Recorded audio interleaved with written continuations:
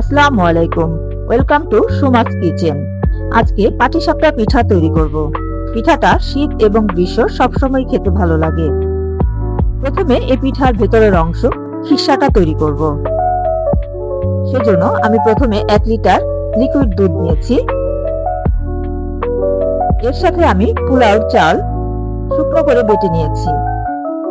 এখানে 2 cup measurement কাপের 2 cup চাল দিয়ে দিলাম।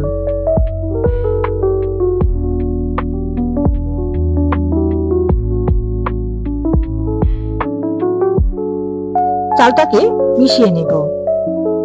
দুধটা আমার ঠান্ডা অবস্থায় আছে। ঠান্ডা অবস্থায় সবগুলো উপকরণ মিশিয়ে নেব। এবার এতে আমি পাউডার দুধ 1 কাপ গুলিয়ে এটার সাথে মিশিয়ে নিচ্ছি, যাতে করে খিসাটা ঘন হয়। এখানে আমি কোনো পানি ব্যবহার করব না। এবার চিনি দিয়ে দিচ্ছি। চিনিটা প্রয়োজন মতো, যে যতটুকু মিষ্টি খেতে পছন্দ করেন।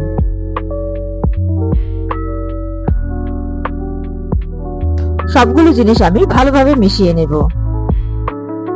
সবগুলো জিনিস ভালোভাবে না মিশালে গোটা গোটা থেকে গেলে খিসাটা খেতে ভালো লাগবে না, এবং চুলায় যখন দেব তখন সেটা নষ্ট হয়ে যাবে।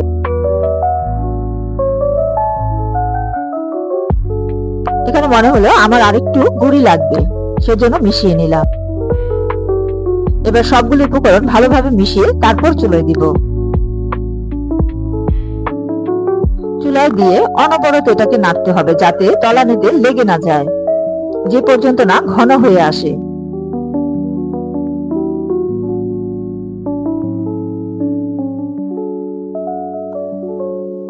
এখানে আমি কোনো পানি ব্যবহার করিনি, সম্পূর্ণটাই দুধের উপরে।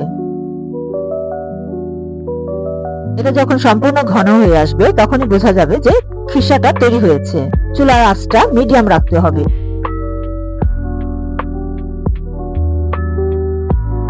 অনেকটাই ঘন হয়ে এসেছে। এটাকে আরেকটু নেড়ে চেড়ে ঘন করতে হবে।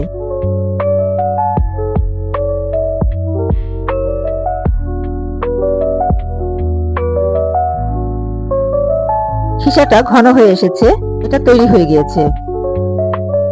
এখন এই পিঠাটা তৈরি করার জন্য যে উপকরণ লাগবে সেটি তৈরি করব।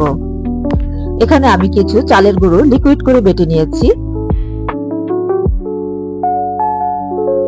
এবার এতে আমি গুড় দিয়ে দিলাম, সামান্য পরিমাণ লবণ এবং সামান্য পরিমাণ পানি দিব। পানিটা অল্প অল্প করে দিতে হবে। গুড়টাকে ভালোভাবে মিশিয়ে নিতে হবে।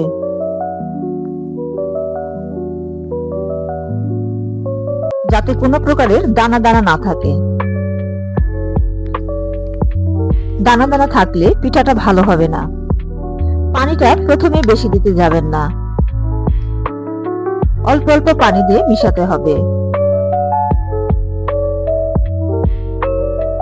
এটা চিনি দিয়েও করা যায়। চিনি দিয়ে করলে সাদা হবে, কিন্তু গুড় দিয়ে করলে রংটা চেঞ্জ হয়, লাল হয় এবং খেতেও মজা লাগে।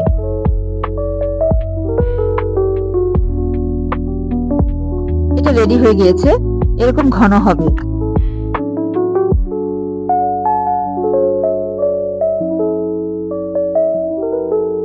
এবার চুলায় একটি প্যান বসিয়ে দেব। এটা দিয়ে একটু নেড়ে চেড়ে নেব, তারপর ঢাকনা দিয়ে ঢেকে দেব। এটা বেশি সময় লাগে না, 2 থেকে 3 মিনিট সময় লাগে, এবং ঢাকনাটা খুলে ভেজা ভেজা যে ভাবটা আছে সেটা শুকিয়ে নিতে হবে। এবার খিসাটা দিয়ে ভাজ করে নিতে হবে, তাহলে তৈরি হয়ে যাবে পাটিসাপটা পিঠা। এভাবে আমি সবগুলো পিঠাই বানিয়ে নেব।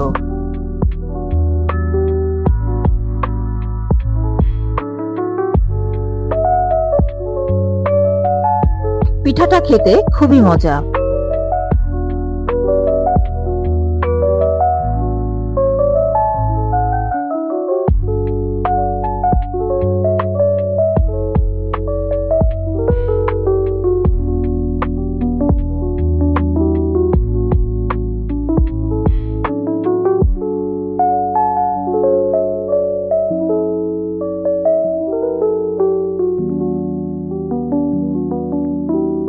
আমার ভিডিওটি ভালো লাগলে সাবস্ক্রাইব করবেন, শেয়ার করবেন, কমেন্ট করবেন এবং বেশি বেশি লাইক করবেন। ধন্যবাদ।